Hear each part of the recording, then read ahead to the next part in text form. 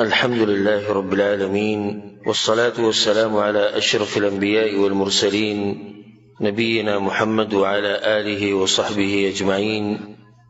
أما بعد، رسول صلى الله عليه وسلم مبارك سيرت من بيانو او لدي سيرت بيانو دلاسة دي الله سبحانه وتعالى لمن دي طولو بخانو كي او الله سبحانه وتعالى دي من طول دغه انسان سره په جنت الفردوس کې یو ځای کې د چا سیرت چې بیانو او الله دې موږ د عمل کولو توفیق راکړي. موږ په آخرني بیان کې دا خبره بیان کړې وه چې رسول صلی الله علیه وسلم ته وحی څنګه راله په غار حرا کې.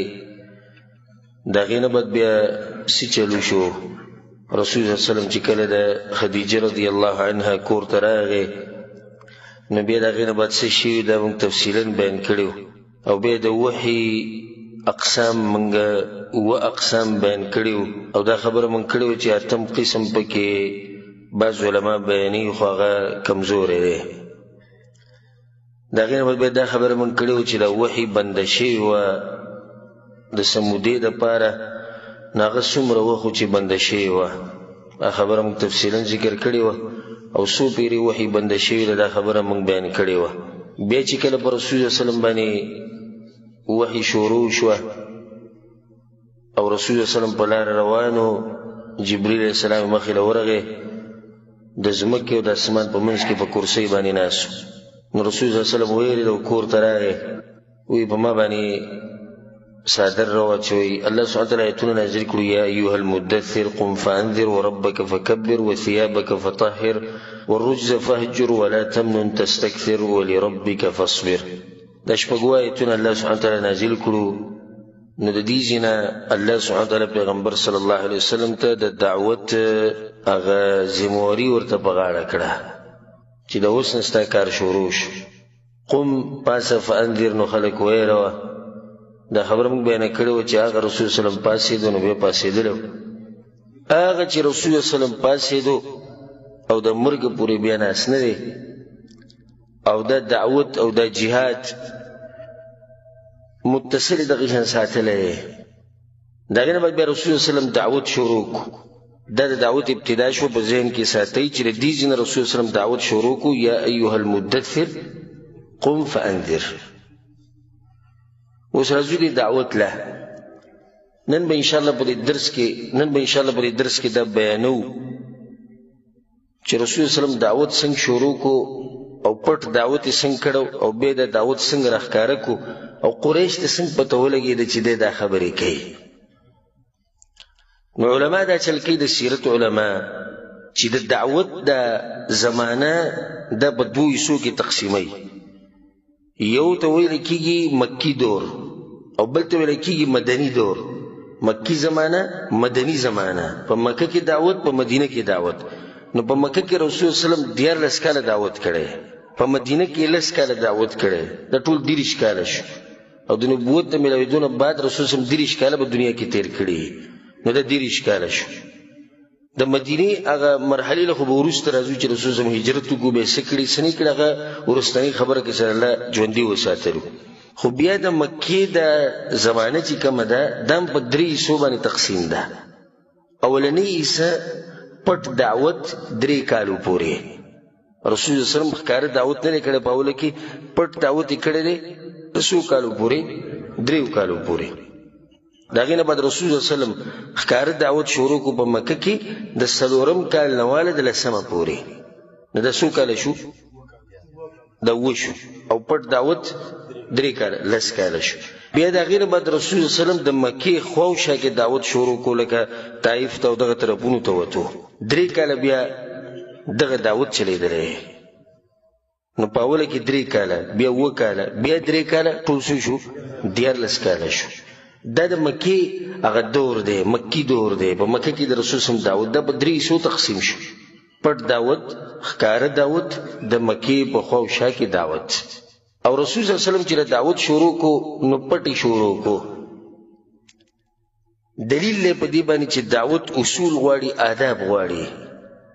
دعوت دې ته نه چې وردانګه خبره بیانوه او که چېرته الله سبحانه وتعالی ماله توفیق راکړي نو په دې باندې سلسلهوار بیانونه به کوو د دعوت اصول او آداب چې د هغې نه ډېر دعات هم نه دي خبر. نوم پې د داعي پروت وي، نوم پې د عالم پروت وي، خو هغه ته هم دا پته نه شي چې خبره به څنګه بیانوي، کله به بیانوي، په څه طریقه به بیانوي. اوس رسول صلی ته خو وحي راله، خو دا نه چې د کعبې په خوا کې ودرېږه او اعلان وکړه. بعض وایي زه غیرتي یم او زه نه یېرېږم. دا خبره د یېرېدو د نه یېرېدو نه ده، خبره د اصولو، د آدابو، د طریقې او د حکمت ته. رسول الله صلی الله علیه وسلم एकदम دعوت شروع نه کړو چې ورشه د ابوجهل مخې ته ودرېږه او ورته وایه ته چې کوم کار کوې دا غلط دی، د ابولهب مخې ته ودرېږه ته چې کوم کار کوې غلط دی، ولید ابن مغیره مخې ته ودرېږه ته چې کوم کار کوې غلط دی. دا خو مشران خلک دي. مکه دا مرکز دی د دین په هغه وخت کې او اوس هم او د قیامت پورې به یې. نو په دې مکه کې هغه خلک اوسېدو چې د هغوی د دین سره تعلق و او هغه د قریش دي، ځکه چې هلته مرکز ورسره د دین دی. نو چې مرکز ورسره دین دی نو دوی د دین سره تعلق شته او په دې دین خلک یادوي. بل د دوی سره چې کوم بوتان پراته دي دا د نورو خلکو د بوتانو نه د هغوی په نظر کې اوچت دي، یعنې دوی ته ځان دیندار ښکاري. دې خلکو ته دعوت ورکول دا ډېر ګران دي په نسبت د هغه خلکو ته چې هغه د مکې نه بهر اوسي. او سبحان الله، الله سبحانه وتعالی د پیغمبر صلی الله علیه وسلم د دین په مرکز کې پیدا کو او دعوت یې په دغه ځای کې شروع کو. نن سبا هم چې یو سړی سبق ووایي، علم وکړي، نو دې د غلطې نه نیغې ته رړول ډېر ګراني ده په نسبت د جاهل ځل راوړي. ځکه چې دغه سړی ځان ته څه وایي نو د ده رړول ګران دي. او دې کې زموږ ښه تجربه ده چې کله موږ چېرته یو عالم پوه کوو په مسله باندې دا خبره نه مني په اسانۍ سره. کله چې طالب علم پوه کوو چې هغه علم ته کښېني هغه په اسانۍ سره خبره نه مني.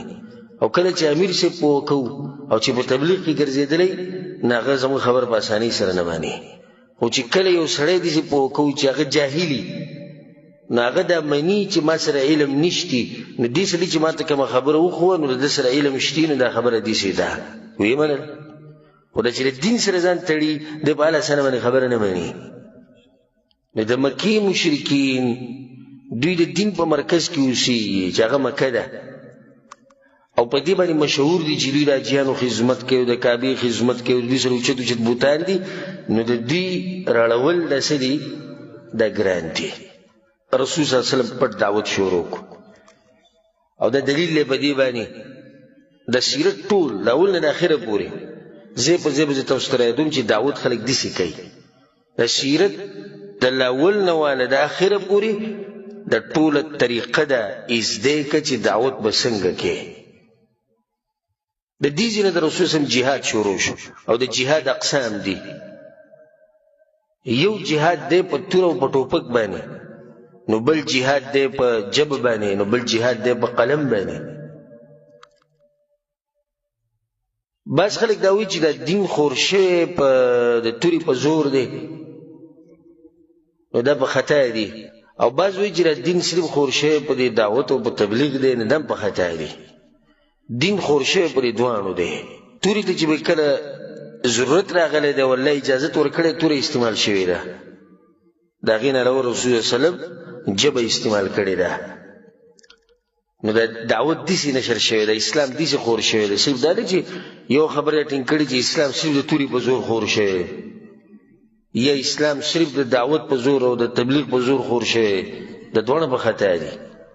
صحیح خبره دا ده چې اسلام په خورولو کې توره هم استعمال شوې ده، دعوت هم استعمال شوې ده.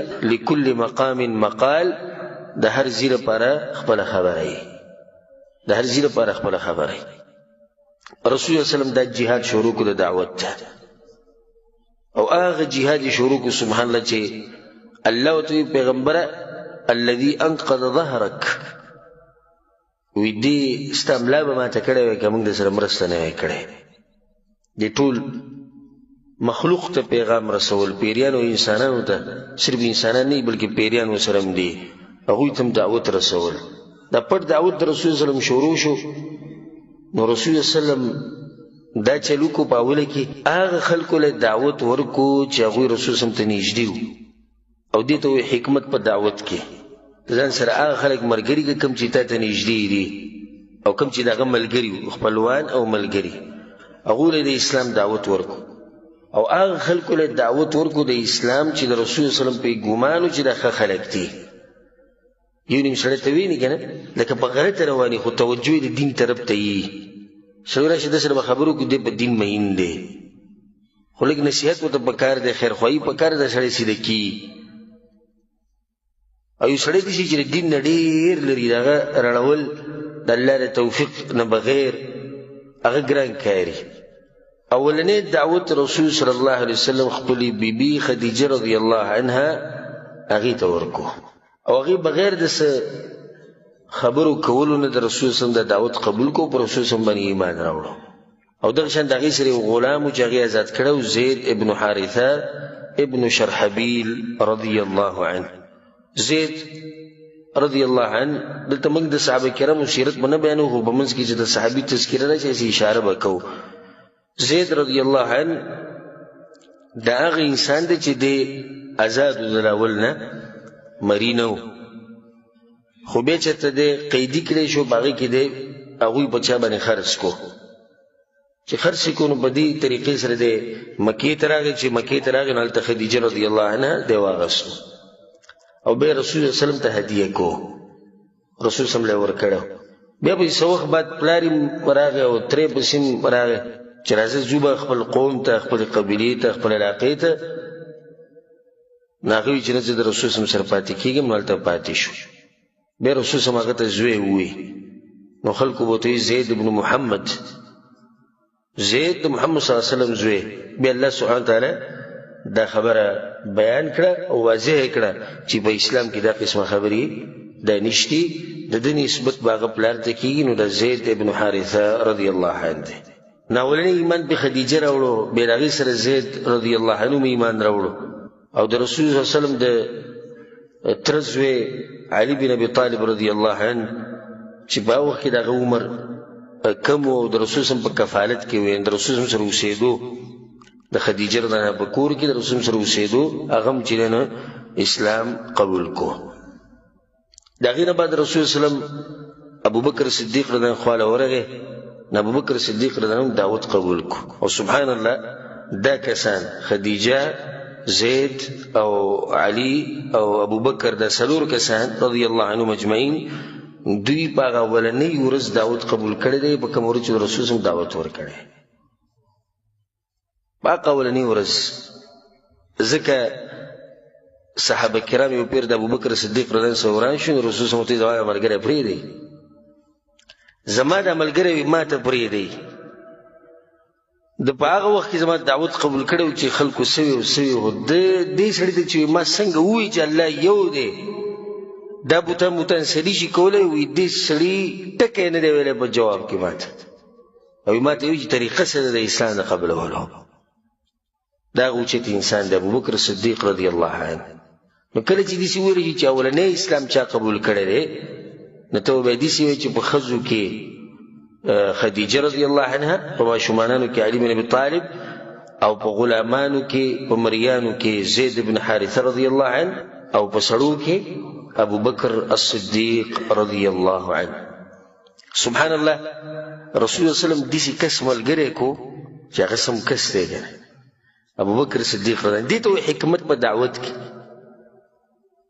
زموږ یو ملګری و کېدای کې چې درس کې هم ناست هغه به یو کس ورنښته و هغه له به دعوت ورکوو چې حق قبول کړي په کلونو چې ما به لیدو ما به تلیفون کې کوم چې زه دا فلاني خوا ته ناست یم که چېرته دا خبره ومني ورنښته ورنښته هغه عام سړک. نو ګوره دعوت چې ته شروع کې بنیادي خلک راټینګ کول چې دا ستا دعوت مخې ته بوي ته عام سړي ورنښته او هغه مني نه او کلونه پکې تېر شو لږ تې واوړه چې ته اوچت اوچت کسان وګوره.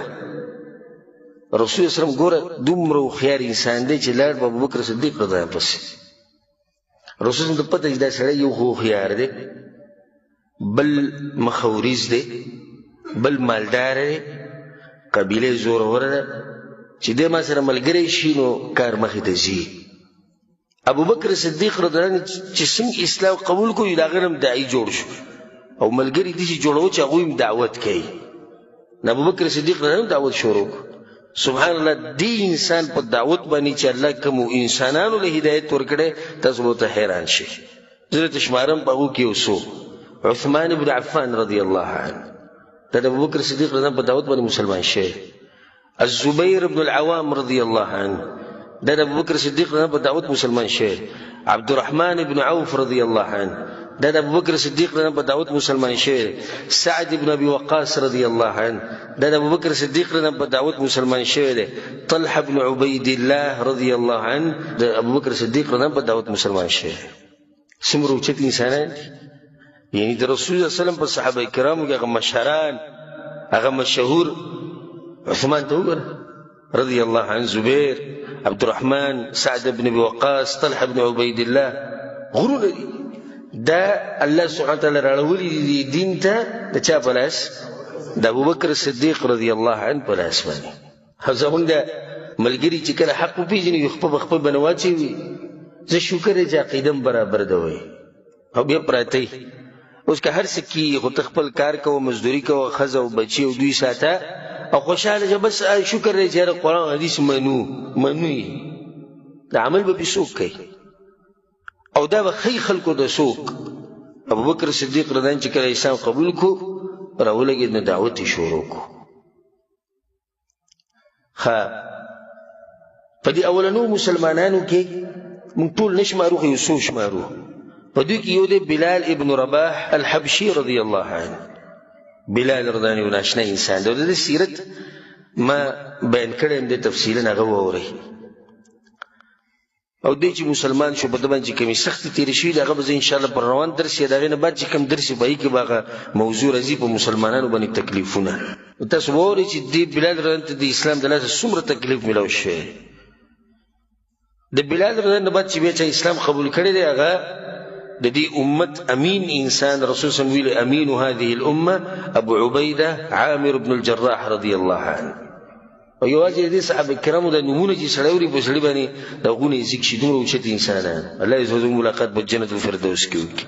او دا راته ووایم او یاد یې ساته دا کوم دین باندې چې ته روان یې بنیاد یې په دغسې کې ایښودی کېدو او چې ته پرې روان یې که نه او دې چې قدر یې سره نشتی ته به واورې چې دا کم کسان یو خو الله د دین دپاره غوره کوي. دې ته وګوره ترتیب څنګه روان دی او بیا دې ته به وګورې ته چې دې کسانو د دې دین دپاره څومره قربانیانې ورکړي.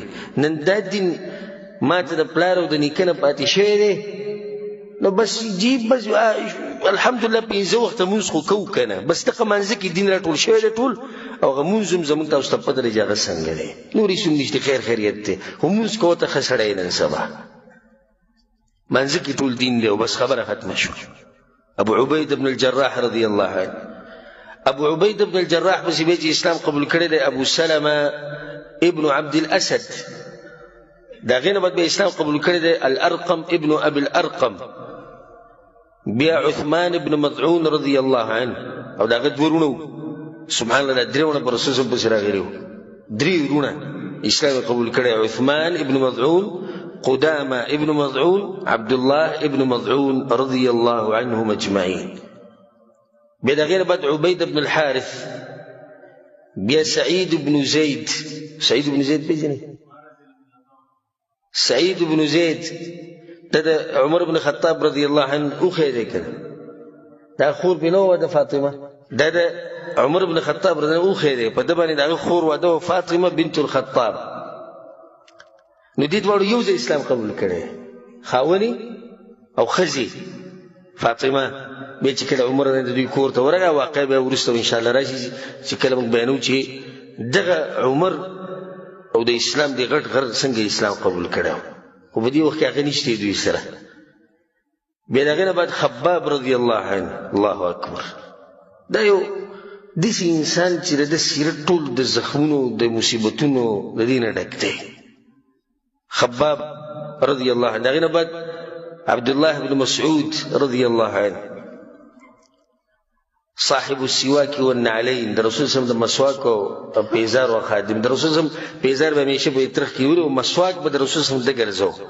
عبدالله بن مسعود رضی الله عنه مشهور صحابي دی. بار بار تاسو نوم اورئ. د هغه اولنو کسانو کې چې اسلام قبول کړی بعض علما ذکر کوي چې تقریبا 40 کسانو خو دې په خبره نه ده. خدغه شان په دې اولنو کسانو کې چې اسلام قبول کړی دی عبد الله بن مسعود من ذکر کو، مسعود بن ربيعه، دشان عبد الله بن جحش دا غرور، او بلال بن رباح من ذکر کو، صهيب الرومي رضي الله عنه، او عمار بن ياسر رضي الله عنه. الله اکبر. عمار بن ياسر او داغه پلار یاسر او داغه مور سمیه، کوم چې ابو جهل په منځ باندې دوه ټوکړي کړي و، دی په اول کې اسلام قبول کړو. او عامر ابن فهيره او زنانه منځ کې به دوه درې ذکر شوي. نور په زنانو کې ام ایمن برکه دغه خپل نوم، هغه اسلام په اولنو زنانو کې قبول کړو. ام الفضل لبابه دغه خپل نوم، دیم چې دینه اسلام قبول کړو. او د عباس رضی الله عنه خزره، عباس د رسول صلی الله علیه وسلم دغه تر دی. او اسماء بنت ابي بکر د ابو بکر صدیق مشر لور اسماء، هغه اسلام قبول کړو. دا ټول هغه دي چې دوی ته ویل کېږي السابقون الاولون. السابقون الاولون دا هغه انسانان دي چې دوی له الله سبحانه وتعالی دا شرف ورکړی دی چې دوی د اسلام ته په اوله کې ننوتي دي. د دې نه بعد بیا خلکو اسلام قبلو دنه پکې ورننوتو، خو لکه دغه اولني کسان دي. او د یو صحابه کرامو نه به واورو چې هغوی سوی په اوله کې څنګه څو کسانو اسلام قبول کړو. عمار بن ياسر رضي الله عنه وی رأيت رسول الله صلى الله عليه وسلم، وی ما چې رسول صلی الله علیه وسلم د دعوت کو په دې اولنی ورځو کې، نو 15 غلامان وسره، 15 غلامان وسره صرف مریان او غم کمزوري، و امرأتان او دو خزي وی چې هغه باندې ایمان راوړو، او ابو بکر وسره رضی الله عنه اجمعین. دا د رسول صلی الله علیه وسلم مرګري په وخت ځکه د ایت ساتي ابتدا که کمزوري شي خو زړه به نه وي په اوله کې. دا اوس ابتدا ده. د رسول سره څو غلامان دي، او یو سره ابو بکر دی، یو دوه درې ښځو اسلام قبول کړی، یو ماشوم علي بن ابي طالب رضی الله عنه. او دا ایت ساتي چې دې ذکر رسول صلی الله علیه وسلم یوازې دی، خو د الله مرسته ورسره ده. نو ګوره د کوم ځای نه کوم ځای ته رسوي. اصل بنیاد د الله سبحانه وتعالی مرسته ده. اصل بنیاد د الله سبحانه وتعالی مرسته ده. ان ينصركم الله فلا غالب لكم وان يخذلكم فمن ذا الذي ينصركم من بعد. چې الله تاسو مرسته وکړي، الله بیا به څوک چې دی نه ستاسو مقابله وکړي، او چې الله تاسو پرېږدي نو څوک به سره مرسته وکړي. بیا راځم نور حکمتونه په دې دعوت کې او د رسول صلی الله علیه وسلم د دعوت نه څو فایدات ذکر کوم. دغه شان په صحیح مسلم کې دا حدیث دی د ابو امامه رضی الله عنه. هغه وایي چې قال عمرو بن عبسه السلمي، عمرو بن عبسه السلمي وایي رضی الله عنه، وی كنت وانا في الجاهليه، وزي چې کله په جاهلیت کې هم کنه یعنی اسلام لما نو قبول کړي، اظن ان الناس على ضلاله، او زما دا یقین چې خلک په گمراهی دي، راکم چې د بوتانو را بندگی کوي، یعنی فطرت برابر. فسمعت برجل بمكه يخبر اخبارا، بیچاره توی چې په مکه کې یو سړی را پیدا شوی، دغه ستاره خبرې هغه هم کوي چې د بوتانو بندگی او د خلک په خطا دي. فقعدت على راحلتي فقدمت عليه، بس ورلي باندې سور شنو ورلم باغه بس. فاذا رسول الله صلى الله عليه وسلم مستخفيا، تپوس معلومات موږ چې ورلم رسول به یوځي کې پټ ناس، دغه ابتدایي حالات او قوم به زور وروي. رسول الله صلی الله علیه وسلم پټ ناس، فتلطفت حتى دخلت عليه بمكه، ورلم بس دنه ورنه ته مکه ته ورلم بیا رسول الله ملاو شو. وی ما ته چې تاسو کې، وی ما ته چې انا نبی، زه پیغمبر یم. وی ما ته چې وما نبی، پیغمبر څه ته وایي؟ وی ما ته چې ارسلني الله، الله را لېږلی، وی چې الله په سره لېږلی. دا اوس ګوره مختصر خبرې ورسره کوي، او رسول الله څنګه جواب ورکوي. دې ته وایي چې څوک حق بیانوي یا یریږي نه چا نه. وی ته څوک وی؟ پیغمبر څه ته وایي؟ الله را لېږلی، الله په سره لېږلی. وی ما ته الله ویلي ارسلني بصلة الارحام، خپل ولیانی بساتی، وکسر الاوثان، بوتان بماته، وان يوحد الله لا يشرك به شيء، او چې د الله یوازې بندګي دی وشي او دغه سره د شرک ونه شي. وی ما ورته وی چې فمن معک على هذا، په دې څوک ملګري شته کې یوازې لې وی ما ته وی چې حر وعبد، آزاد کسان را سره مشتي، غلامان را سره مشتي، ملګري شته. سبحان الله. او سوي او دې خبره ته وکړي ومعه، او په دغه ورځ یومئذ د رسول سره ملګري څوک د رسول سره چې ما سره غلامان چې آزاد مشتي، ابو بکر و بلال. ابو بکر او بلال رضی الله عنهما د دوه کسان د رسول سره، رسول ما ته آزاد خلک نشته او غلامان نشته، موږ سره ملګري شته. او داسې یو ناشنا ملګری د رسول صلی الله علیه وسلم ابو بکر صدیق رضی الله عنه سره خواږ، او یو ناشنا ملګری د رسول صلی الله علیه وسلم بلال ابن رباح رضی الله عنه. ومعه يومئذ ابو بکر وبلال ممن آمن به، چې هغوی ایمان راوړی په رسول صلی الله علیه وسلم باندې. وی ما ورته وی چې انی متبعک، زه ستا تابعداري کول غواړم. اسلام قبلهم. وی رسول صلی الله علیه وسلم ته وی چې الا ترى حالي وحال الناس، که په ما د ایمان راوړو ما سره تابعداري دلته مه کوه، خپل ځي ته ځه، زما د حالت ټول ځان له پټ ناست ملګرو دغه حال دی، ته موږ سره څه کوې، خو ته لاړ شه خپل قوم ته، خپل قبیلې ته. فاذا سمعت بي قد ظهرت فاتني، کله چې تا واوري چې زورور شوی یم بیا راشه. بیا چې کله رسول صلی الله علیه وسلم مدینې ته لاړ، هلته پسې بیا دی لاړ او هلته ورسره ملاقات وکړو. اوږد حدیث ته خو ما صرف دې دپاره راوړو چې ابتدا څنګه وه. دغه شان سعد بن ابي وقاص رضی الله عنه وایي په صحیح بخاري کې دا حدیث دی، وایي اووه ورځې په ما داسې تېرې شوي دي چې زه د اسلام درېیمه حصه ومه. اسلام درېیمه حصه څه مطلب دی؟ درېیم کس ومه. اووه ورځې وې داسې وې چې په سړو کې زه درېیم وم، د رسول سره به ګرځېدم. سعد بن ابي وقاص رضی الله عنه. او داسې د رسول صلی الله علیه وسلم هغه دعوت شروع شو، او وحی چې دی هغه سٹارټ شو په رسول الله صلی الله علیه وسلم باندې. خو په تیزۍ سره راتله، او دا لنډ سورتونه به راتلو، دا لنډ آیتونه به راتلو.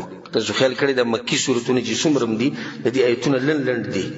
القارعة ما القارعة وما أدراك ما القارعة ألهاكم التكاثر حتى زرتم المقابر والعاديات ضبحا فالموريات قدحا عما يتساءلون عن النبأ العظيم والنازعات غرقا. او بدي سيزا ټول لنډ آیتونه او دو موضوعګانې پکې غټې دي، توحید او د آخرت مسله. ځکه دې چې اوس دې کسانو ته احکام بیانول نه غواړي، هغوی اسلام نه قبول کړی، دوی په توحید پوه کول غواړي. دویم دا چې آخرت یو ورځ را روانه ده، هغې لپاره تیاری پکار دی چې دوی په دې ایمان راوړي، بیا به د احکام بیانېږي. رسول صلی الله علیه وسلم دعوت شروع کړو، او په دغه اولني ورځو کې رسول صلی الله علیه وسلم ته چې کومه وحي شوې ده، د لمانځه مبارکې ورته هم شوې ده. او ځکه مقاتل ابن سلیمان وایي چې د اسلام په اوله کې الله سبحانه وتعالی 2 رکعاته مونځ لازم کړو، سحر او 2 رکعاته ماښام. سحر 2 رکعاته او ماښام 2 رکعاته، وسبح بحمد ربك بالعشي والابکار. او ځکه امام ابن حجر رحمه الله وایي چې د اسراء او د معراج د واقعې نه مخکې رسول صلی الله علیه وسلم به مونځ کوو، صحابه کرامو به مونځ کوو. او هغه داسې نه و چې د 5 مونځونه څنګه چې راوستي، بلکې هغه به د نور د راختونه مخکې 2 رکعاته او د نور د ډوبېدو نه مخکې 2 رکعاته. او ځکه زید بن حارثه رضی الله عنه وایي ان رسول الله صلی الله علیه وسلم في اول ما اوحي اليه اتاه جبريل. رسول صلی الله علیه وسلم چې په اوله کې د وحي راتله، جبريل علیه السلام پسې راغی، فعلمه الوضوء، د اودس طریقې ورته وښوه. بیا چې کله د اودس نه فارغ شو جبريل علیه السلام، نو یو چنګ اوبه راواغستې او دا طریقه ورته وښوه چې دا به خښتک ته نولې د اودس نه بعد. او دا مسله موږ د بلوغ المرام په درس کې او د مشکات په درس کې هلته موږ تفصیلا بیانه کړې ده. الغرض دا چې په دغه وخت کې مونځ و، خو څو رکعاته؟ 2 رکعاته د نور د راختو نه مخکې، 2 رکعاته د نور د ډوبېدو نه مخکې دغه مونځ و چې رسول الله صلی الله علیه وسلم درې به کوو. د دې نه بعد چې موږ دې خبرې ته واوړو چې قریش ته خبر څنګه ورسېدو، دې کې یو څو فایدې. اولنۍ فایده هغه ده چې کله تا ته پته ولګي چې دشمنان زورور دي او دشمنان ډېر دي، نو خپل دعوت پټ چلوه. لکه څنګه چې رسول صلی الله علیه وسلم اوله کې د دعوت 3 کاله پټ کړی، 3 کاله. او دې ته حکمت وایي. ما په اوله کې دا خبره وکړه چې دا حکمت نه دی چې په یو ځای کې زور د دشمن ډېر دی، په یو ځای کې زور د باطل پرستو ډېر دی او ته به کوم لیږې ښه کوله. نه، دویمه خبره دا ده، دویمه خبره چې اول به د خپل ځان نه شروع کې، د خپل ځان نه، بیا چې تا ته کوم نږدې خلک دي ګور رسول صلی الله وسلم خدیجه رضی الله عنها ته دعوت ورکو، بیا علي رضی الله عنه ته دعوت ورکو، زید رضی الله عنه، ابو بکر صدیق ملګری، نږدې خلکونه به شروع کې. نو دا بعض دیګې دعوتونه به چلی را چلی، د خپل کور غم ورسره نه وي، د خپل ښځې غم ورسره نه وي، د مور پلار غم ورسره نه وي، د تره د ماما غم نه وي، د نیا نیکه غم نشته، د قام قبیلې غم نشته. نو دغه خلکونه شروع کړه، که ویې منله صحیح ده، ویې نه منله مخکې خپل دعوت چلو. یا ایها الذین آمنوا قوا انفسکم واهلیکم نارا، ایمان والو ځان بچ کړئ د اور نه او خپل خپلوان. د حکمت ته چې کله دعوت شروع کې نو د نږدې خلکو نه. د هغې نه بعد درېیمه فایده پکې دا ده، داعي له دا پکار ده او عالم له دا پکار ده چې په دې دعوت کې ځان سره هغه خلک ملګري کړي، هغه خلک چې دی په هغوی کې خیر ویني او دی پکې دا خبره ویني چې دا خلک سبا له زما مرسته کولی شي، لکه رسول صلی الله علیه وسلم چې دا کار وکړو. ښه اوس ګوره سبحان الله حدیث کې دا راځي، رسول الله صلی الله علیه وسلم وایي خیارهم فی الجاهلیه خیارهم فی الاسلام اذا فقهوا.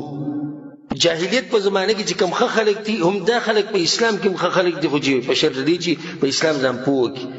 رسول صلی الله علیه وسلم د جاهلیت په دې خلکو کې هغه خلک غوره کړو چې هغوی په دغه وخت کې ښه خلک دي، لکه څوک؟ ابو بکر صدیق رضی الله عنه. د په هغه وخت کې ښه سړی دی، مشهور دی، نو چې د اسلام قبول کړي بیا هم دی ښه سړی یې، لکه خدیجه رضی الله عنه، لکه علي رضی الله عنه. دا ټول هغه کسان دي چې دوی د جاهلیت په زمانه کې مشهور دي په ښو صفاتو باندې، نو دوی به په اسلام کې هم دغه شان او دا د داعیو خیارتوب دی چې د ځان سره مضبوط کسان ملګري کړي، د قبیلې مشران زورور چې په ملک کې د هغوی طاقت وي، د هغوی اختیاري، په علاقه کې د هغوی طاقت اختیاري، د دې خلکو زړونو ته چې د حق رڼا ورورسي نو دوی کار مخې ته ښه کولی شي. دا ښه واضحه خبره ده او انشاءالله په دې باندې به ښه مثالونه ډېر روان درسونو کې راځي. کله چې په رسول پسې د قبیلو د مشران راځي او اسلام قبلوي بیا مخکې هغوی څه کړي دا به بیانوو انشاءالله. څلورمه خبره، دغه خلک دا کوم چې ما ذکر کړو تاسو ته په اوله کې، دوی ته ویل کېږي السابقون الاولون. دو هغه خلک دي چې اسلام ته سبقت کړی. الله په قرآن کې د خلکو مبارک څه وایي؟ والسابقون الاولون من المهاجرین والانصار. هغه کسان چې اسلام ته مخکې شوي دي، پخواني مهاجرین او د انصارونه، والذین اتبعوهم باحسان، بیا چې څوک د دوی په لاره تللي دي، رب العالمین دوی مبارک سوی رضی الله عنهم ورضوا عنه واعد لهم جنات تجری تحتها الانهار خالدین فیها ابدا. الله عزت العظیم زمان راځي نکه اوس څوک سپي غاپي نه هغه اثر نه کوي، اوس که څوک غاپي اسی بغاپي. الله اکبر. صرف پاس 1400 کاله بعد یو ناول راپاسي په ابوبکر صدیق رضی الله عنه اعتراض کوي، او دا هغه انسان دی چې اولنی انسان چې د رسول صلی الله علیه وسلم مرګري شوی دی په سړو کې هغه دی. نن ستا ایمان د دوی د ایمان نه غوره شو. ځکه مشهور عالم شیخ ثناء الله امرتسری رحمه الله دا هغه په باره کې دا راځي چې هغه د ورځ د شیعهګانو روافضو سره مناظره وه، او مناظره په دې باندې وه چې صحابه کرام مسلمانان دي او که نه. دا موضوع روافضو یې ښودې وه، یعنې هغوی دا ثابتولی چې دا مسلمانان نه دي. نو کله چې هغه راغی د سټیج ته راوختو د مناظرې له، نو په ژړا شو. دشمنان خو خوشحاله شو چې په ژړا شو زموږ نه ځان خلاصوي. ملګري هم په کشمکش کې شو چې داسې نه چې دی دا مناظره پرېږدي. نو هغو ته یې ته جاړې ولې جاړې؟ مناظره ګوره نه شي کولی. وینه نه په دې نه جاړم، تاسو به سئ، ستاسو مناظره به سئ. کومه خبره چې ثابتوم دا خو د نور په شان واضحه ده، خو جاړم په دې چې داسې وخت راغی چې زما په شان سړی د ابوبکر صدیق رضی الله ایمان به ثابتوي، زما په شان ګناهګار سړی به د عمر بن خطاب رضی الله ایمان ثابتوي چې دا مسلمان و، زما په شان سړی به اوس د عثمان بن عفان رضی الله ایمان ثابتوي، زما په شان سړی به اوس د هغه خلکو ایمان ثابتوي چې الله رضی الله عنهم ورضوا عنه. واعد لهم جنات تجري تحتها الانهار. زبو داخل کې ایمان ثابتون په ډیره لوی جړه راغله. نو دا روافض او دا شیعهګان د دوی دا مذهب دی چې صحابه کرام دا د رسول صلی الله علیه وسلم د مرګ نه بعد والعیاذ بالله مرتد شي. خصوصا دا غوی غټه دشمنی چې د هغه د ابوبکر صدیق او د عمر ابن خطاب رضی الله عنه سره ده. اسی اشاره مې وکړه دې طرف ته چې دا غي انسانان دي چې اسلام ناشنا او دوی به ملګری شي. نن خلک کوشش کوي چې دا کسان د اسلام نه والعیاذ بالله خارج کړي. خو لګیا به سپیک اسمان ته ګوري او غاپي نو اسمان ته به نقصان ورسېږي نشي رسول. د دې خبره خو واضحه ده چې په زړه کې ذره برابر ایمانی کنه ذره ابد صحابه کرامو په ایمان کې د شک ونه کی ذره برابر ومخه د دې نه خو به هیڅ نشتی چې رچا په زړه کې ذره برابر ایمانی دی ور صحابه کرامو په ایمان کې شک ونه کی. منګه شک کولای شو د کعبه پر رب د قسم خورم منګه شک کولای شو په خپل خزه کې شک کولای شو کې دې شي دوکې را کړی. خود عمر بن خطاب عثمان بن عفان علي بن ابي طالب رضي الله عنهم اجمعين دوی مبارک من چرته شک نشو کولای. لازم ایمان دی د دې ایمان سره به ان شاء الله مرو او د دې ایمان سره به پاسو او دغه صحابه کرامو ان شاء الله د دوی په جماعت کې به ودرېږو د قیامت پورس. لازم ایمان دی لازم یقین دی. په کوم وخت کې چې زموږ پیغمبر یوازې دوی سره مرسته کړې ده وینه توی کړی ده بچی قربان کړی دي ملک قربان کړی دي زمکه قربان کړی ده. نن تر پاسې سره پاسه 1400 کال بعد یو لوخه او چې دوی ایمانونه صحیح نه وو 2 روپۍ قرباني به نشي ورکوله په صحابه کرامو پسې به خبرې کوي ورته کې څوک دي چې قرباني کنه بل دا الله دا ټول دنیا چان کړه. نو دا خلک وته ښکاره شو د رسول صلی الله علیه وسلم مرګرتیا لایق. نو داغه لپاره مرګري کړو. د ټول دنیا چان کړي دی تر وېستې ها ټول دنیا چان کړي ده. او داغه نه د صحابه کرام راوېستې دي او به د رسول صلی الله علیه وسلم سره مرګري کړي دي.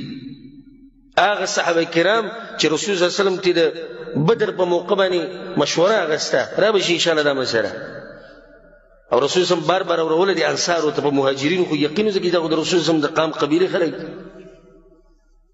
بار بار رسول الله ته پوښتنه کوه څنګه.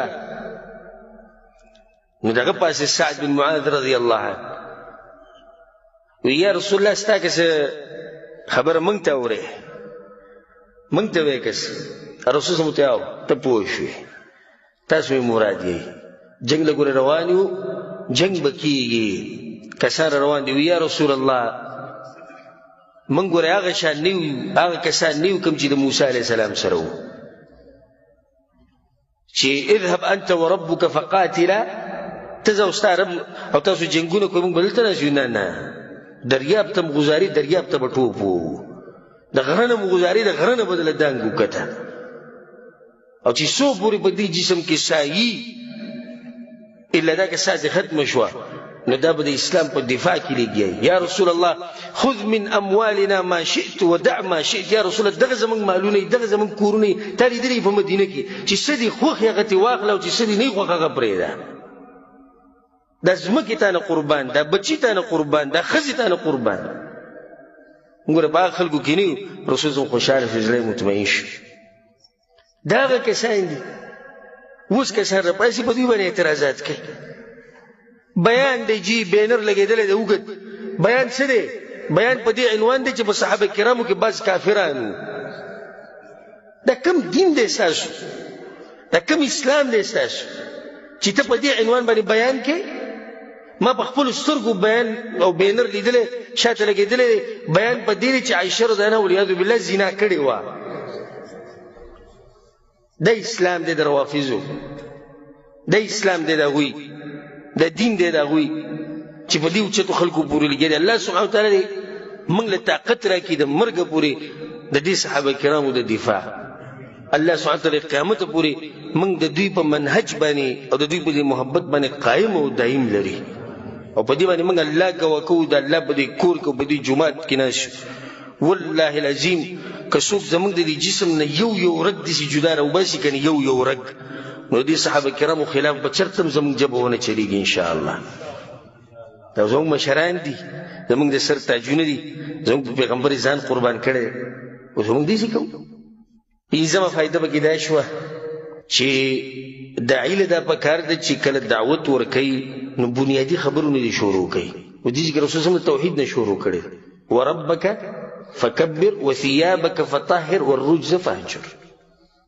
دا الله لوی بیان که او د شرک نه ځان لرې ساته، دا بنیادي مسله ده. اوس که ته دوی ته د اخلاقو مسلې ښې، زکات، روجې، صدقې، دا خو ته ډېر مخې ته لاړې، او خو بنیاد صحیح که که نه. اخرنۍ فایده به دا ذکر کړو په دې خبرونه چې موږ کوم واغسته، هغه دا چې د مانځه ډېر غټ اهمیت دی په شریعت کې. وګوره په دغه ورځو کې مونځ الله سبحانه وتعالی هغوی ته وښو، نو څنګه به په دې ورځو کې موږ دا کوم مونځونه چې الله به موږ فرض کړي دا به موږ پرېږدو. امام ابن هشام رحمه الله دا خبر ذکر کړې ده چې کله به د مانځه وخت راغی نو رسول الله وسلم به د خپلو ملګرو سره لاړ، چېرته کنده کې، چېرته خوړ کې، په ځایونو کې به پټ پټ ولاړ د مونځونه به یې کول. او یو ورځ رسول الله وسلم مونځ کوو، ورسره علي ولاړ رضی الله عنه، دواړه یو ځای مونځ کوو. ابو طالب په دغه طرف باندې تېر شو. د رسول صلی الله علیه وسلم تره چې ویلي وی ته څه کوئ؟ نو رسول صلی الله علیه وسلم د صفا خبره وکړه، داسې خبره ده، د ما سره په مانځه ولاړ دی، وی امرهما بالثبات، وی دا کار هم صحیح دی. ظاهره کې داسې هغه دوی مرسته داسې نه کوله چې ما د دین قبول کړی. انشاءالله د هغې تفصیل مخې ته روان. خو دی ورته وویل کار هم څه دی، کار هم صحیح دی، او د خپل زوی ته یې څه ونه وي چې ته نن بعد د دې سړي سره تا وینم. نه وی صحیح دی، زوی یې ده سره ګرځوي. خبره مخې ته روانه وه. قریش دې خبرې له دومره اهتمام نه ورکوه چې ته د یو نیم کس په غوږ ولګېده چې یو سړی راوتی دی وایي چې الله یو دی. او د هغوی دا مطلب و چې یو دینداره سړی دی، لکه دینداره خو نور هم په هغه وخت کې وو که نه، هغوی به د دین خبرې کولې چې لکه د الله نه ویېرېږه. هغوی دیم کس هغه شان دی، لکه د خپلې خبرې کې داسې داسې نقصاني خبرې خو نه دي. خو خلکو ته به چې د دین خبرې کوي، دا په هغه وخت کې هم څه کسان داسې وو چې هغوی به د دین دا خبرې کولې. نو دوی په هم دا ګمان شو چې دی همدغه کس دی، نو په اوله کې دې خبرې له داسې اهتمام ورنه کړو. 3 کاله چې کله تیر شو او دا پټ دعوت روان دی، د مسلمانانو یو ټولګی جوړ شو، د هغوی په منځ کې ورورولي پیدا شوه او دوی ښه مضبوط شو. 3 کاله دقه شان رسول پټ ګرځېدلی.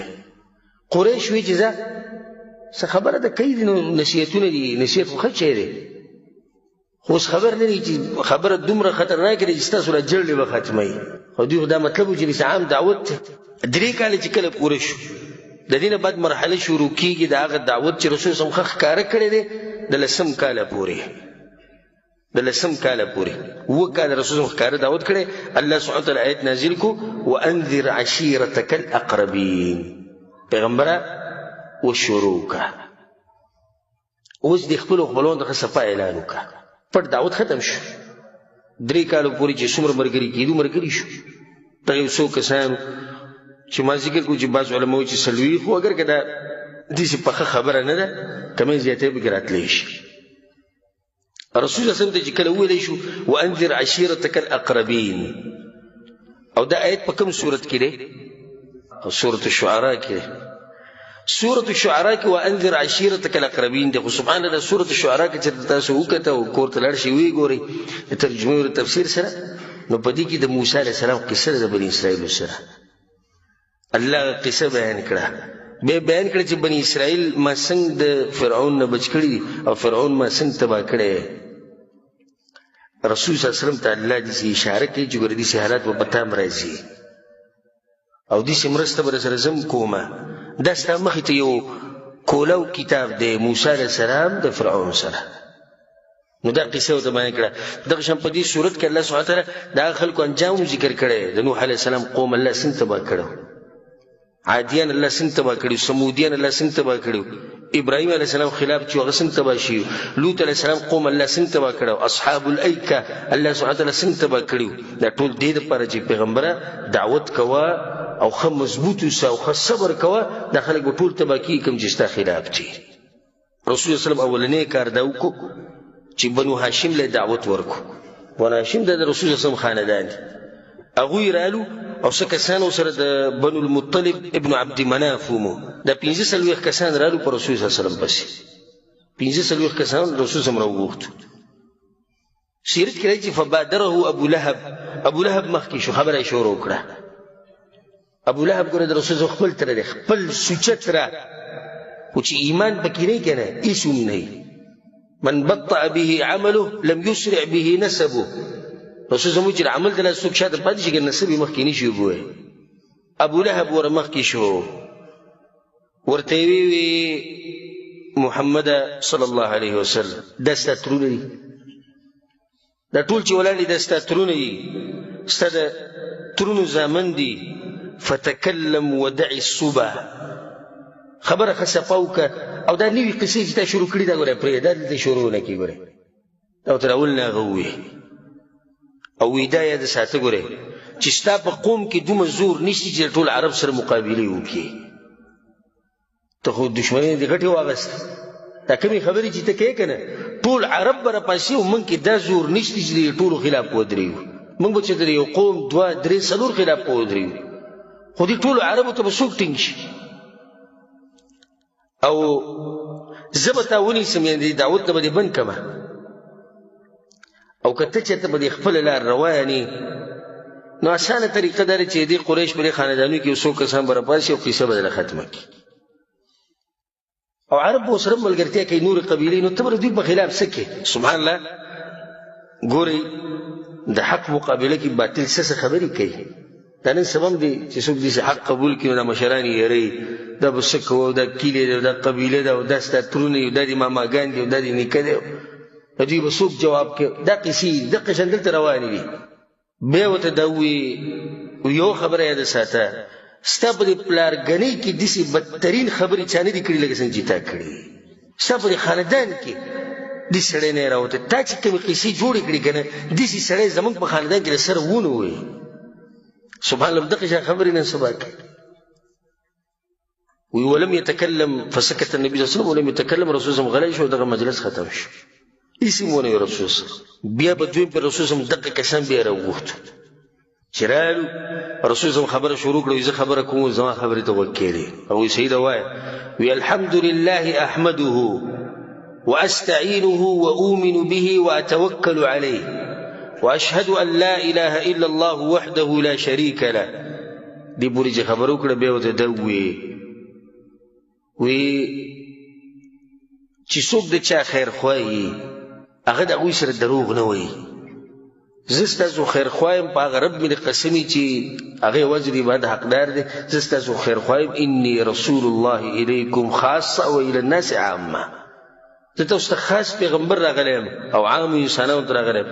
والله په الله مې د قسمي تاسو به مړه کېږئ داسې لکه تاسو چې وده کېږئ او بیا به م الله راپاسئ لکه تاسو چې له خوب نه راپاسئ. د قیامت په ورځ به د سره د هر څه حساب کتاب کېږي. وانها الجنه ابدا او النار ابدا، یا د همیشه لپاره جنت دی یا د همیشه لپاره جهنم دی. ابو طالب پاسید، هغه هم ناست. ابو طالب هغه انسان دی چې د رسول الله صلی الله علیه وسلم ډېره مرسته یې کړې. تاسو به انشاءالله په روان سیرت کې واورئ. پاسید ورته ویي موږ ستا مرسته کوو، خواږه خواږه نصیحتونه کې، بالکل صحیح خبرې کې، ښه رښتینی سړی ته. دا ټول ستا د پلار خپل خپلوان دي، دا څومره چې راجمع شوي دي، دا ټول ستا خاندان دی، دا ټول ستا د نیکه اولاد دی. موږ به درسره مرسته کوو او دې ټولو نه مخکې به درسره زه مرسته کوم. فوالله په الله مې د قسمي چې څومره زما طاقت وي زه به ستا دفاع کوم. خدا ده چې داسې به راته نه وي چې د عبدالمطلب دین پرېږده. دا انسان ګوره یعنې سبحان الله یو سړی که ډېر ښه سړی خو چې دین پکې نه وي که نه تباه و برباد شي. دا څومره ښکلې خبرې وکړي، خو دا به راته نه وي چې عبدالمطلب دین پرېږده. ستا د دین ډېر مزدار دی، خوږې خبرې دې وکړې. اوس مني ګوره دا خبرې، خو دومره ده چې خلک به مې ملامته کوي مشر سړی مې تا څنګه دا خبرې پرېښودې. صحیح د خلکو ملامته نه کړو خو لاړ جهنم ته. او که لږ خلکو ملامته کړی وی یو په جنت کې به وي. نو ځکه زه تاسو ته دا وایم چې په دې دعوت کې که څه مخې ته راځي او څوک کوم کنځي او څوک درته بدې ردې وایي، څوک د باندې بهتانونه لګي، وایي دې دا د یو څو ورځو خبرې دي او بیا د همیشه لپاره کامیابي. او که نن تا ځان بچ کړو د دې خبرو نه، آخرت کې به څه جواب ورکړي؟ ابو طالب بچ شو، انشاءالله مخکې به راشي. ابو طالب چې مړ کېدو رسول صلی الله علیه وسلم ورته څه ووایي او هغه څه ووایي. ابو لهب پاسید چې کله ابو طالب دا خبرې واورېدې وایي تا خو اوس بد کارو شو بد کارو چې مشران پکې مورلو مشرانو کې چاته اشاره ده ابو طالب ډېر اوچت انسان دی او ابو طالب ابو لهب د خپل ورونه دي نو اوس دغه دې څه نشي ویل خو دی وی قریشه نصیحت ته کوم دا هلک منع کوي د دې نه مخکې چې بل څوک یې د نه مړ کي ګورئ منع کوي ابو طالب پاسېد او د سینې ورته وایي څوک به یې مړ کي زه یې تپوس کوم څوک دې مړ کي ځه دغې دا خبرې چې کوي دغه شو هغه وکتو چې بهی دا خو مشر سړی د په دغه کې ودرېد ابو لهب د غصې نه سور شو ووتو دې زینه او زه خو لاړم خو نصیحت مې ته وکړو چې ګوره دا سړی به تاسو خرابوي او که تاسو منع نه کړو نو څوک به یې خرابوي ابو طالب پاسېد وایي زه زور یم څوک دې خراب کړي ځه دی چې راکمې خبرې خبره څه بدې نه دي ویلې څه یې ویلي خو چې آخرت به راځي که نه خو راځي جنت او جهنم د تا ته پکې څه نقصان شته څه یې ته ووایي تا ته رسول صلی الله علیه وسلم ته چې کله پته ولګېده چې ابو طالب زما په ملګرتیا کې ودرېد او ښه مضبوط نو د دعوت له ښه زور ورکړو او ځکه دا غټ خاندان او دا مضبوط قوم دا د داعي دپاره ښه په دي چې د مرسته کوي ځکه لوط علیه السلام پسې چې کله دغه قوم راغی او ورته یې ووایي چې دغه هلکان راوباسه دغه ورته یادوله کوم ملایک چې راغلي وو نو هغه په هغه ټیم ارمان وکړي ارمان چې زما طاقت وي او اوي الى رکن شدید یاره سره مضبوطه قبیله شاته ولاړه او کم عالم چې د قام او د قبیلې نه مضبوطي د دې حق هم ځای په ځای بیانوي دا خبره یې د سطحي د فایدې دپاره دا سره تعصب خبره نه کوم چې څوک تعصب خبره بیانوم چې یعنې رسول صم کې چې زور بیا ډېر راغلی دعوت دپاره پوه شو چې ابو طالب راته شاته ولاړ دی نو د کم داعي او عالم سره چې قام او قبیله مضبوطه نو دی په حق بیانولو کې یریږي نه او کوم چې کمزوري د قام او قبیلې نه نو دی لازم نه ده چې یریږي به خو غالبا دی چې حق دي سي په زړورتیا سره نشي ویلی ځکه چې په ځان لږ یریږي شاته به څوک نه وي کله چې هغه ته پته ولګېده چې کسان خو ما سره ولاړ دي نو د دغه د صفا دې غر ته وختو صفا مروه کوم ځای کې چې موږ دا سعی کوو د صفا دې غر ته وختو وی یا صباحا دا به هغو اواز کو چې څوک به راجمع کو نو د قریش ته خاندانونه راجمع شو امام بخاري رحمه الله دا روایت راوړی دی د عبدالله ابن عباس نه په هغې کې دا دي وی کله چې دا آیت نازل شو وانذر عشیرتک الاقربین صعد النبي صلی الله علیه وسلم علی الصفا رسول وسلم د صفا غر ته وختو او بیا وی یا بني فهر بنو فهر خاندان ته اواز وکړو یا بني عدي د قریش د خاندانونه د قریش خو عامه قبیله ده په دې کې د نبي خاندانونه دي ټولو ته اواز کو حتی اجتمعوا ټول لا جمع شو فجعل الرجل اذا لم يستطع ان يخرج ارسل رسولا لينظر ما هو او څوک چې بخپل نشي راتلی نو هغه یو کس راولېږي چې ته لاړ شه دا څه چل دی خلک ټول لا جمع کېږي زه لږ مصروف یم بیا به راته ووایي چې څه چل فجاء ابو لهب وقریش ابو لهب پکې هم راغی د قریش د مشرانو هم راجمع شو رسول صلی الله علیه وسلم ارايتكم لو اخبرتكم ان خيلا بالوادي تريد ان تغير عليكم اكنتم مصدقين وکزه تاسو ته وایم چې شاته لښکر دی د دې غر نه شاته د دې وادي نه شاته د دې خول نه شاته اخو یو لښکر دی په تاسو باندې حمله کوي زما خبر به منئ هغوی نعم ولې به نه منو ما جربنا عليك الا صدق ته خو موږ همیشه رښتینی سړی موندلی تا خو سره دروغ نه دي ویلي فإني نذير لكم بين يدي عذاب شديد نو بیا زه تاسو یروم د یو سخت عذاب نه سبحان الله د دې وخته پورې دا سړی څه دی صادق دی تا وایي چې دروغ خو نه دي خو چې دا خبره یې وکړه یو سکند بعد ابو لهب ورته وایي تبا لک تبا شوي هلاک شي لهذا جماعتنا د دې خبرې دپاره دې موږ راجمع کړو ونن سبب دغه شی یو عالم پسې به ټریلې د نومونو لګولي شیخ القرآن او شیخ الحدیث او شیخ العرب او شیخ العجم او کله او پلانه او علانه فصیح اللسان او لذیذ البیان دا نمونه به یې ښودي بلو چې دغه عالم حق خبره بیان کړي او حق قبول کړي سعودي عرب کجورو خراب کو دا اوس پورې ورته دومره صفتونه کول دا اوږدې اوږدې پړپړې دې پورې تړلې اوس په دې دومره ستا یقین نشته چې د ایمان کجورو ته ټینګ نه شو دا چې ناشنا خبره پکار خو دا ده چې دومره صفتونه ولته کول او اوس حق بیان کو پوه شه چې دا صحیح حق پرست دی ګوره حق ورته ښکاره شو نو په خپله یې ومنو موږ ته یې بیان کو دا عالم په کاری تندی وله ښکل کو په کار خو دا و چې دوی ویلی وی چې ته رښتینی سړی سوی هغو ته دا خبره کړې وه هغه بالکل ته رښتینی دا خبره هم دقه شان ده نه د هغې په جواب کې ورته تبا لک وی تباش الله دغه صورت نازل کو تبت یدا ابي لهب وتب ان شاء الله هغه په روان درسونه کې راځي چې ابو لهب څنګه مړ شو یو روایت کې دا راځي چې رسول صلی الله علیه وسلم کو یا معشر قریش یا معشر قریش اے قریش والو اشتروا انفسکم خپل ځانونه واخلئ د الله نه ځانونه آزاد کړئ لا اغني عنکم من الله شیئا د الله په مخ کې ګوره تاسو له هېڅ فایده نشم درکولی یا بني عبد مناف اے د عبد مناف خاندانه لا اغني عنکم من الله شیئا هیڅ فایده نشم درکولی الله په مخ کې ګوره یا عباس اے عباسه د رسول صلی الله علیه وسلم ځان بچ کوئ د اور نه ګوره زه هېڅ فایده نشم درکولی یا صفیه عمة رسول الله اے صفیه د رسول صلی الله علیه وسلم ترور ځان بچ کړه د اور نه ګوره زه تاله هېڅ فایده نشم درکولی یا فاطمه بنت محمد صلی الله علیه وسلم اے فاطمه د محمد صلی الله علیه وسلم لور سلینی ما شئتی من مالی زمانه چې څومره مال غواړې غواړه خدای ته ووایم چې ګوره په آخرت کې هېڅ فایده نشم درکولی ایمانونه راوړئ اسلام قبول کړئ دا خو واضح دلیل دی چې رسول صلی الله علیه وسلم سره هم هغه اختیار دی کوم چې ول الله ورکړی دی او د الله بنده دی الله ته نشي رسېدی وایي دی د خزانو مالک دی او دی بیماریانې راولي او بیماریانې لرې کوي او مصیبتونه لرې کوي کوم ځای خو دلته وایي زه هېڅ نشم کولی نو په دې کې رد دی په دغه خلکو باندې رسول صلی الله علیه وسلم دعوت دغه شان شروع کړو او دا اواز کم چې د صفا په غر باندې وشو د دې کړنګارې او د دې هغه شور د مکې په دې غرونو کې وچورلېد داسې د دغه ځای نه دعوت شروع شو ښکاره دعوت الله ورته وایي وانذر عشیرتک الاقربین پس او بیا په الله د آیت هم نازل کو فاصدع بما تؤمر واعرض عن المشرکین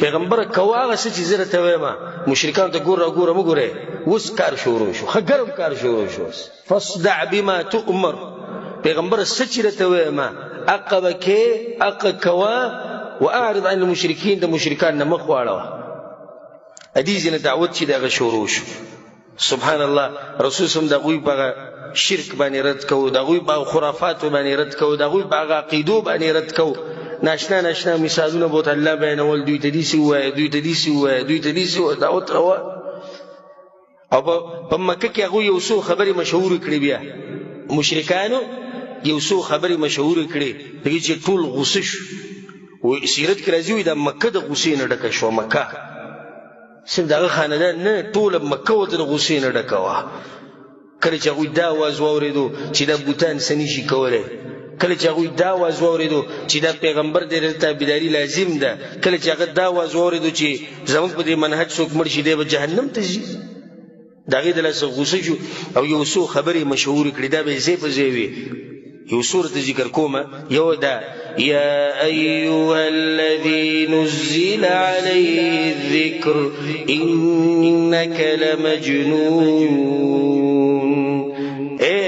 هغه ته به آواز کو او د بې ادبۍ او د غوسې وایي هغه سړیه ته چې په ما باندې وحي راغلی د لیونۍ ته نن سبا که ما ته څوک لیونۍ ووایي تا ته ووایي نو څه پې کېږي څه له پې خفه کېږي پلانی ما ته دا وي او پلانی وي چې ته وابي او پلانی وي چې ته د انګریزانو نه پیسې لري ووایه خبره به هله کوو چې ته ما سره کښېنې ټوس دلایل د دلایلو په میدان کې پته ولګي چې په موږ کې د انګریزانو پیسې څو خوري په موږ کې باطل څو خوري راشه کښېنه په خبرو خو کار نه کي یوه دا مشهوره کړه الله څه وایي وقال الکافرون هذا ساحر کذاب دا جادوګر دی او دروغجن دی ځای په ځای به دا خبرې کولې چې په دې طریقې سره دوی دا خلک واړئ اجعل الآلهة إلها واحدا واورې وي دی وایي چې دا ټول معبودان پرېږدئ او یو معبود دی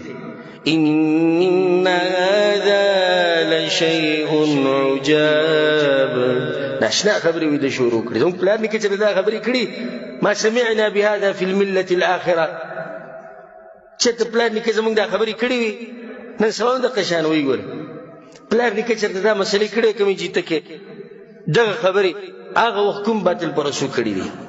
وګوره وایي دی وایي چې معبودان دا پرېږدي یو معبود دی، دا د منلو خبره ده. اوس دې ټولو ته دا پته ده چې دا سړی ودرول غواړي، خو څنګه یې ودرېږي څه چل وکړي به چل نه پوهېدو. هلته هغه سړی مشهور دی په صادق او په امین باندې، هلته هغه سړی مشهور دی په اوچتو اخلاقو باندې، هلته هغه سړی مشهور دی په اوچت خوی باندې. اوس داسې قسمه سړی راټینګول دا ګران کار دی. سی چلو کو سی چلو کو دی څنګه راټینګ راځه ابو طالب پسې ورځو. ابو طالب یې بندولی شي او ابو طالب یې منع کولی شي، د هغه پې زور رسي. زه چې زور نو دا اولنی پیر دوی ورله ابو طالب مخکې سیرت کې ورایي چې بیا به م ځي. نو دا اولنی ځل شو. اولنی ځل چې کله دوی روان شو په ابو طالب پسې وی مشى رجال من اشراف قریش الى ابي طالب. مشهران کسان عزتمن مخوریز کسان ورل په ابو طالب پسې وی یا ابا طالب. ابو طالب ډېر واره پورې خو ډېر واره ترې موږ ډېر زیات صبر وکړو، خو لکه اوس نور د بوتانو پسې بدې ردي وایي. ګور دا اوس بهتان دی ښه، لکه دا خلک زموږ مبارک وي امامانو ته یې کنځلې شروع کړې وي. ته وګوره امامانو ته زموږ د مرۍ په دې خبره وشلې د اواز بوغ شو چې الله بندګانو یو ځای کې خو ثابت که نه چې ما په امامانو پسې کنځلې کړي. کتاب کې مې کړي دي، په بیان کې مې کړي دي، ویډیو دا کوم ځای کې ما کړي دي. خو دا صرف بدنامول چې د دې سړي د دعوت څوک قبول نه کړي، حق قبول نه کړي. ته وګوره استغفر الله استغفر الله. دغه خو زموږ منله چې نن سبا مولیانو پورې خو ګوره امامانو ته کنځلې کوي. لکه دغه امامان نه پوهېدو وایي دی وایي چې زه ښه پوهېږم امامان نه پوهېږو. دا خبرې به جوړوي. نو دوی اوس ګوره دته څه وایي وایي ابو طالبه موږ صبر کوو خو اوس رانه نه کېږي ځکه چې دی بوتانو ته کنځلې کوي او چې کنځلې نه دي کړي. خو هغه صرف دومره ویلي چې دا بوتان څه نشي کولی، خو داسې کنځلې خو نه دي، دا خو حقیقت دی. په حقیقت باندې دوی خفه شو. نو ځکه دا بعض کسان وایي چې تاسو د امامانو سره محبت نه کوئ. موږ وایو نه، د امامانو سره محبت کوو، خو د دې محبت ته راسې د پیغمبر درجې ته نه رسو. یهودو نصارا دا مني چې موږ د موسی او د عیسی علیه السلام سره محبت کوو؟ نه مني، خو موږ کوو محبت که نه کوو؟ دغه خبره هغو ته موږ ای یهودو ای نصارا موږ محبت کوو د موسی د عیسی د عزیر علیهم السلام د ټولو سره، خو ستاسو په شان محبت نه چې د الله زامن تی جوړ کو. دغه شان موږ د امامانو سره محبت کوو، زموږ د سر تاجونه خو د پیغمبر درجې ته نه رسو. موږ د پیغمبر سره محبت کوو، د وینه او د هر څه په قربان دي، خو د الله درجې ته نه رسو. موږ د علماو سره محبت کوو، زموږ د سر تاجونه خو د پیغمبر درجه ور نه ورکو. دا حقیقت دی. اوس که به د حقیقت څوک خفه کي نو پیغمبر صلی الله علیه وسلم څه کنځلې خو نه دي کړي، خو حقیقت یې وایي بوتان څه نشي کولی. دوی رالو یې کنځلې وکړي، خو بیا نور یې سجن وکړو وایي وعاب دیننا، او زموږ په دین کې عیب راوباسي، او دا وایي چې تاسو قمقلان یې وضلل آباءنا، او زموږ پلار نیکه ته یې ګمراهوي. ته وګوره ابو طالب وایي دوه خبرې دي، یا دا سړی زموږ نه منع کوي یا ته له منځ نه خواشه. دوه لارې دي، یا دا سړی منع که ته د خصه په وجه ګوره کار ستا صحیح نه دی، او یا ته اخواشه نه موږ به د ده سره بیا پوه شو. او ابو طالب ته خو زموږ په دې لارې ته پکې سره دومره سخت شوی، ته زموږ ملګری نه یې. ستا دې دین ته هم بدې ردې وایي، ښه دا ډېره غوسه کوي. ستا دې دین ته بدې ردې وایي، تا ته هم ګمراهه وایي، وایي دی هم ګمراهه دی، او داسې او داسې. ابو طالب کېنول ګوره کېنئ، دا خبرې د غوسې نه دي، دا داسې نه چې تاسو راغلې او خبره رو رو سره خبرې کوله، رو رو سره خبرې کوله. سیرت کې راځي ردهم ردا جمیلا، په دې پستو خبرو کې داسې مطمئن کړو چې نه ګوره داسې نه داسې نه داسې نه، هغوی صحیح ده څنګه ته وایې لاړو دي. او رسول صلی الله علیه وسلم چې کله پته ورته ولګېده چې هغوی بیا راغلي و ابو طالب واپس کړو څه یې ونه وي، هغه د خپل دعوت له ښه زور ورکړو. ابو طالب ډېر هوښیار انسان، د هغوی سره خبره ورانه نه کړه. کېنول کېنئ راشئ خوراک څښاک به وکړو، ګپ شپ به ولګو، په ګپ شپ کې به خبره ختمه کړو. خبره ورسره ورو وکړه چې داسې خبره ده داسې خبره ده، زموږ واره دی داسې دی دغه دی دا خبره د هغوی سره ختمه کړه. او روان شو بس صحیح ده، ته مشر سړی تا ته موږ څه وویل، خو دغه شوه ځه لاړو. دوی په دویم پر بیا راځي ابو طالب پسې، هغه ان شاء الله پر روان درسونه کې بیانو. په دې زمانه باندې خپل درس ختم کو، روان درس به د دې ځینې شروع کو. سبحان الله، څنګه چې رسول الله صلی الله علیه وسلم د دعوت ښکاره کو نو د حج موسم راغی. و دا په مشرکانو باندې غټه مسله رااله چې په حج کې به څه کېږي. هلته رسول صلی الله علیه وسلم د خلکو له تو یو خیمې ته به ورننوتو، د مشرانو سره به کېناستو، نو دوی به مجلس شورا کېنوله او په هغې کې مشران راوستو د قریش او ووایي چې دې سړي سره به څه کوو. په هغې کې مشوره وشوه، په هغې باندې عمل وشو. انشاءالله دا پر روان درس کې بیانوو چې دا څه مشوره شوې وه او اخري نتیجه د دې مشورې څه وه. الله سبحانه وتعالی موږ له توفیق راکړي د دین د بیانولو، او الله سبحانه وتعالی موږ له توفیق راکړي قرآن او حدیث باندې عمل کولو. او څنګه چې الله سبحانه وتعالی موږ په دې مبارک جومات کې یو ځای کړي وو، دغه شان د الله سبحانه وتعالی موږ د خوږ پیغمبر محمد صلی الله علیه وسلم سره په جنت الفردوس کې یو ځای کړي. هذا والله اعلم، وصلى الله على نبينا محمد وعلى آله وصحبه أجمعين.